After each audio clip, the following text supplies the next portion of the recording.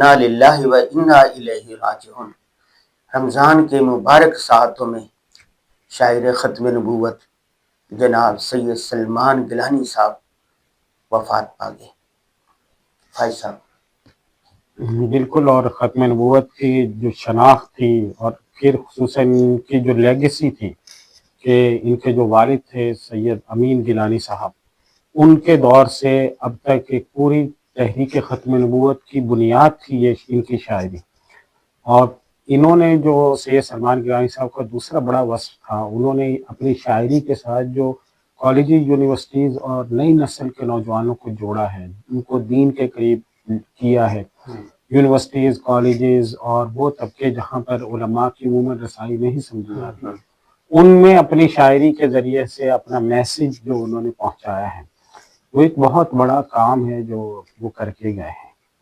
تو بلا شبہ ایک بہت بڑی تاریخ ہے جو ختم نبوت سے بھی جڑی ہوئی ہے، دینی تحریکوں سے بھی جڑی ہوئی ہے، اسلامی شاعری سے بھی جڑی ہوئی ہے، اور برصغیر میں جو اسلامی تحریکیں ہیں ان کے اثر اور نفوذ سے بھی جڑی ہوئی ہے۔ اچھا، دوسری بات یہ ہے کہ آپ جانتے ہیں نا کہ یہ شاعری کو اور پینے پلانے کو شباب کو لازم سمجھا جاتا تھا، انہوں نے اس جگہ پر ہوتے ہوئے اتنا تقوی اختیار کیا، داڑھی رکھی، لباس اور سنت کا اہتمام، اور ہر جگہ دین کا پیغام دینا، اور ہر جگہ پہ علماء کا میسیج دینا، ان لوگوں میں دین کی بات کرنا، ان اسٹیجوں کے اوپر جیسے اب پی ٹی وی کے جو خصوصاً عید کے پروگرام جو آتے ہیں تو ان میں جا کر انہوں نے وہاں پہ دین کا میسیج دیا ہے، ہنستے ہنساتے ہوئے، مزاح کے انداز میں، کتنی زبردست اور اتنی مقبولیت حاصل کی ایک ٹوپی داڑھی والے شرعی حلیے والے آدمی کا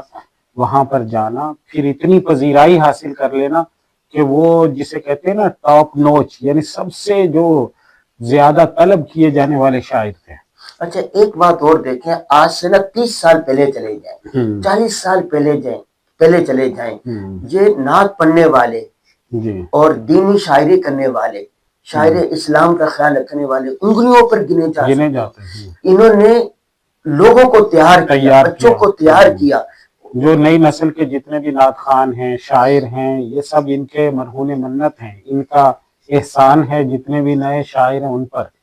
انہوں نے نئے شعراء کو انٹروڈیوس کروایا، اور بہت سے نئے شاعروں کے بارے میں جانتا ہوں، ان کو اپنے ساتھ رکھا، ان کو اپنا نام دیا، ان کو اپنی شناخت دی، ان کو متعارف کروایا، ان کو محفلوں میں بھیجا اور ان کو اپنے ساتھ اسفار کروائے انہوں نے۔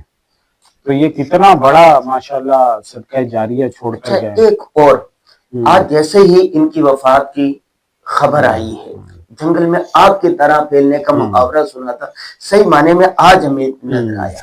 میں دیکھ رہا ہوں کہ دینی طبقے میں بھی، دینی طبقے کے علاوہ اسکول کالج میں اور اسی طرح ادبی حلقوں میں کوئی کہہ رہا ہے کہ یہ شاعر ختم نبوت، کوئی کہہ رہا مزاح نگار، کوئی کیا، ہر طبقہ اپنے اپنے اعتبار سے گزرے۔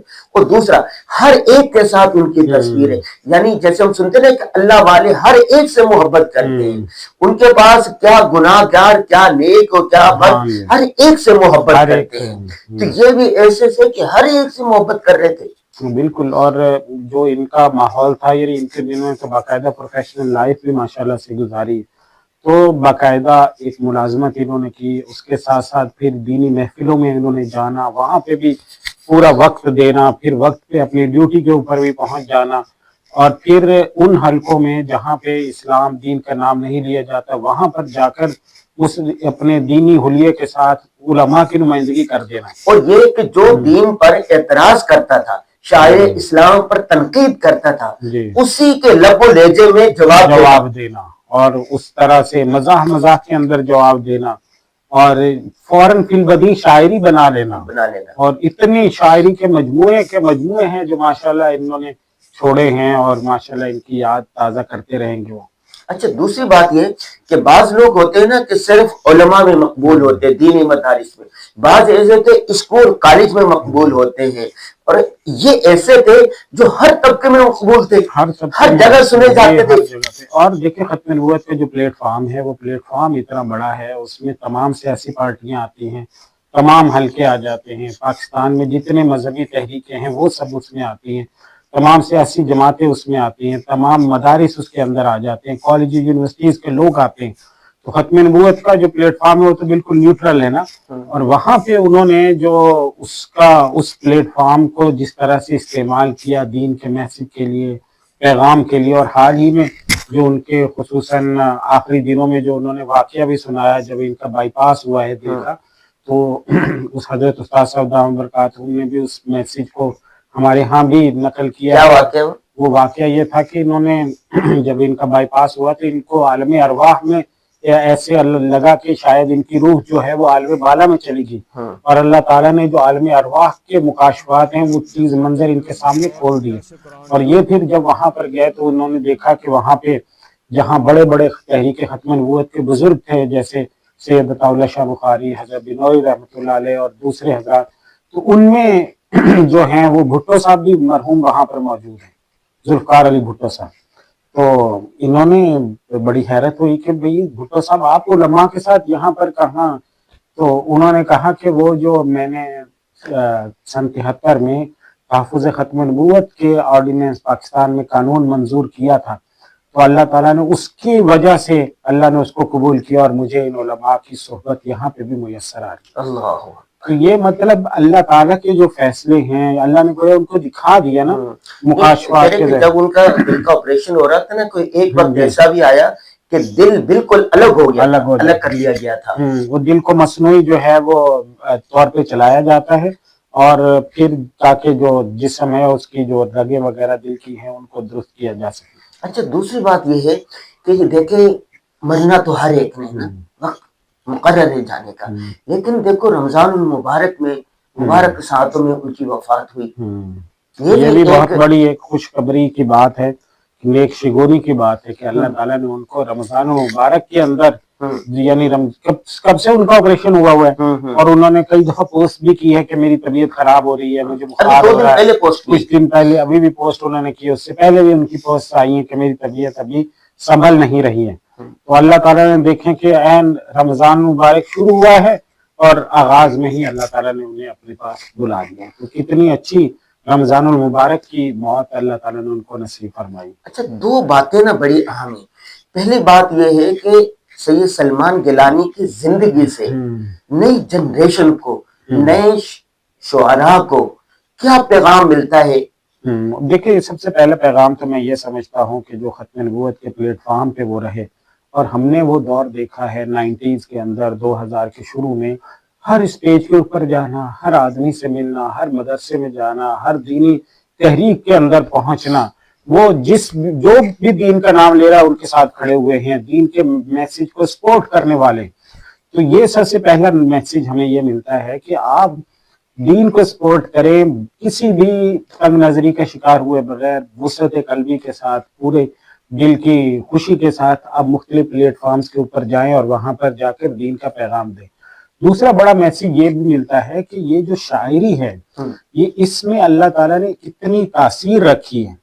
یہ جو شعراء قرآن مجید میں بھی جس کا ذکر کیا ہے کہ یعنی شاعری جو ہے پرانے اگر دور میں آپ دیکھ لیں, ارسطو, سقراط, افلاطون کے دور میں شعراء پہ پابندی لگائی جاتی تھی کہ یہ جادوگر ہیں کہ لفظوں سے لوگوں کے دل اپنے گھیرے میں لے لیتے ہیں. اور ہر دور میں حضور صلی اللہ علیہ وسلم نے یہاں تک فرمایا کہ اِنَّ بِالْبِيَانِ لَسِحْرًا, کہ یہ جو بعض گفتگویں ایسی ہوتی ہیں جن میں جادو ہوتا ہے. حضور نے اپنے شاعر رکھے ہوئے تھے کہ ان جو قریش مکہ ہیں, مشرکین مکہ ہیں, ان کی حجب بیان کرو, جبریل تمہارے ساتھ ہیں اور رسول اللہ تمہارے ساتھ ہیں. حضور صلی اللہ علیہ وسلم نے شاعروں کی یہ حوصلہ افزائی کی.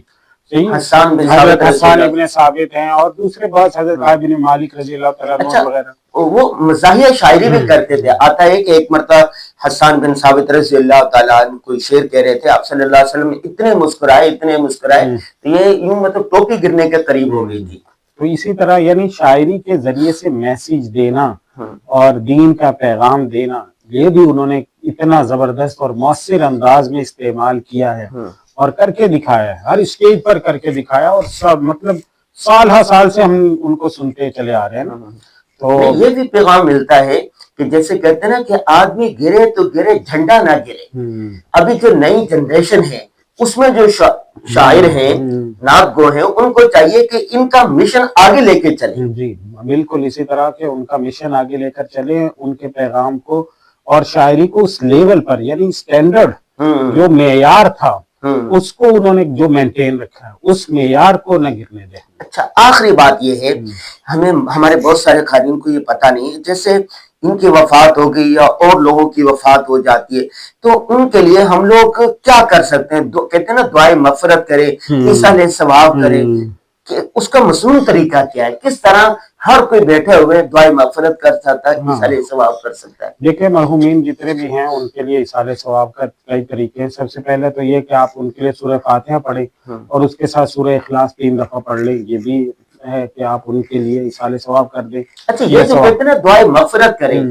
दुआए मगफिरत क्या है? यूं अल्लाह मगफिर हो, अल्लाह उनको माफ फरमा दे, और उर्दू में हम कहना चाहें कि अल्लाह उनकी मगफिरत फरमाए, उनके दर्जात बुलंद फरमाए, अल्लाह ताला उनको जन्नतुल फिरदौस का हकदार बनाए, अल्लाह ताला उनकी आखिरत की सारी मंजिलें आसान फरमाए। इस तरह के जितने जितने भी कलिमात, और दूसरा कुरान पढ़कर, कोई आयत पढ़कर और उसकी रूह को बख्श दिया जाए। हाँ, कोई भी नेक काम है, जैसे आपने कहा कि भाई आज मैंने जितने भी नफल पढ़े हैं, जितनी तिलावत की है, अल्लाह ताला इसका सवाब उन तक पहुंचाए। तो तीसरा है कि उनकी तरफ से सदका खैरात कर दे और कहे कि अल्लाह ताला इसका सवाब उनकी रूह को पहुंचा दे। सोशल मीडिया पर सबसे कदीम और सबसे रिलायबल ब्रांड दरसेquran.com।